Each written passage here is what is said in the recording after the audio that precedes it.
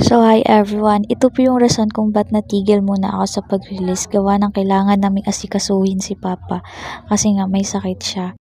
Ayun na nga, last month, di kinaya ni Papa kaya isinugod na namin siya sa hospital.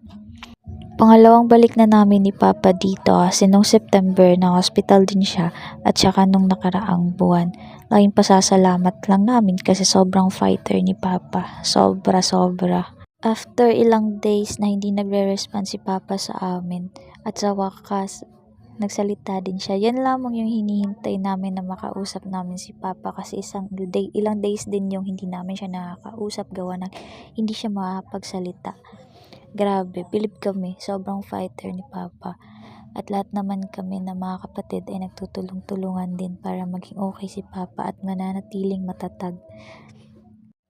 Kaya tayong mga bata pa at mga anak nila ay